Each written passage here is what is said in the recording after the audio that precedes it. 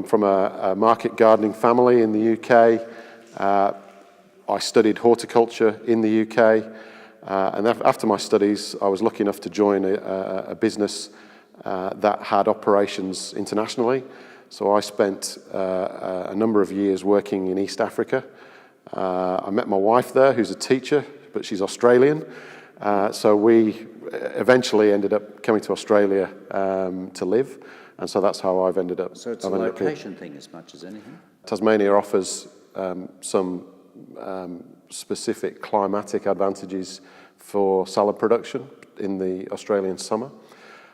So the business for a while had been looking for an opportunity to receive supply from Tasmania.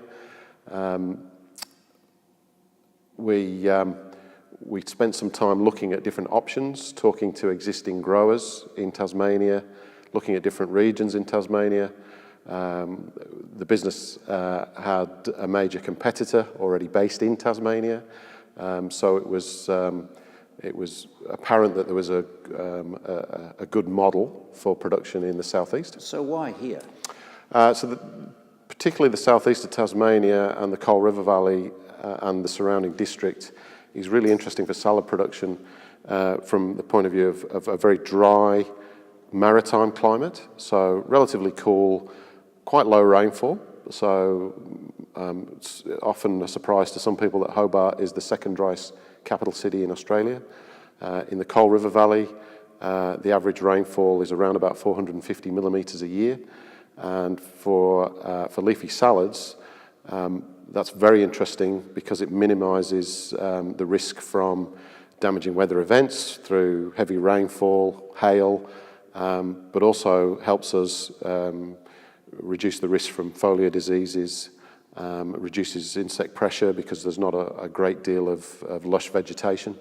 So there's a combination of factors. I talked about the maritime climate, so the relatively cool nights and the warm days, but moderated by the ocean, all make this a really interesting place to grow leafy salads. And what have been the major successes and failures?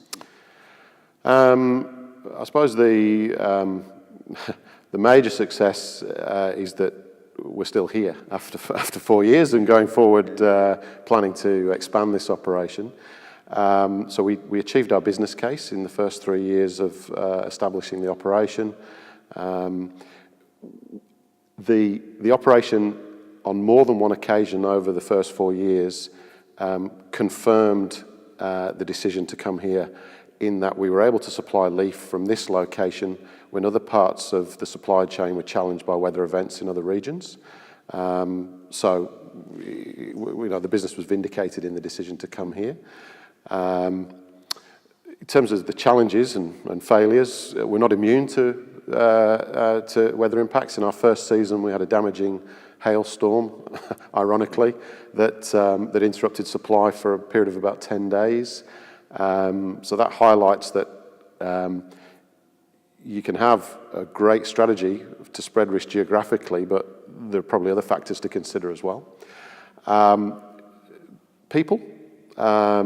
We've got some great people in the team, but building a team that can manage an operation like this and manage the growth of an operation takes some time, takes time to find those people and to establish the systems. And do you see that as one of your biggest vulnerabilities?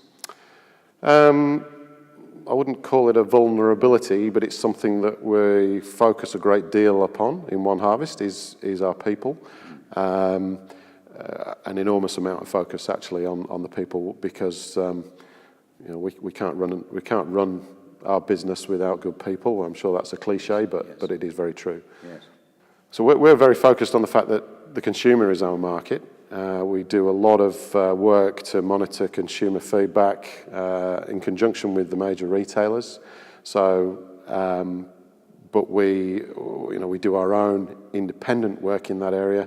We monitor social media for feedback about product quality, people's experiences of the product, and then we, as I said, we work really closely with the retailers with the data that they collect and the companies employed to analyse that data.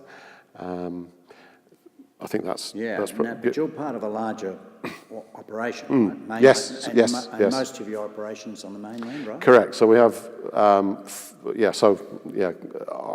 you're right. Our customer for this operation is our own processing facilities on the mainland. We have 4 processing sites around mainland Australia. They're located relatively close to the main population centres. So we have 3 facilities on the eastern seaboard. The original processing facility is in Wacol, Brisbane. The second facility is in Bairnsdale in East Gippsland, which isn't particularly close to Melbourne, but it's well situated to service Melbourne and Sydney. So and also Canberra, and it is located in a vegetable growing region. Over 10 years ago, we established an operation in Perth, Western Australia, and last year we opened a new processing facility to the south of Sydney, which services New South Wales and. Would you know what proportion of those markets you're serving? So this operation, the farming operation, probably represents somewhere between 12 and 15% of our raw material demand for the East Coast, the 3 East Coast facilities. So it's a relatively small proportion of our total raw material requirements. We are aware that we are probably the largest supplier of value-added leafy salads to the Australian retail market. Percentage terms, that changes. We have competitors, obviously. Market share shifts from time to time, but we'd be greater than 50% of the share of the Australian retail market. And do you aim to improve that? Is that what you're working towards? We always aim to at least maintain that and improve that as much as possible. And how do you do that? We've got a number of ways, really. We talked about monitoring consumer preferences, consumer feedback, working very closely with those retail partners on what they see as the drivers of their performance. And as a result of all that, always finding ways to improve what we're doing, to add value to those customers. And I guess that's the focus of this conversation, really. Yeah. So there's a loop back to your production, right? Absolutely, yeah. And so you need to be reactive to that and change your production processes. Very much so, yeah.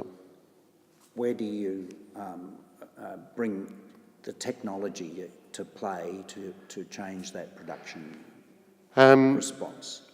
I think the way we do that is we focus on what are the barriers to the rates of sale of the product, what are the things that are turning consumers off, and that helps us channel our attention on the things that we need to concentrate on.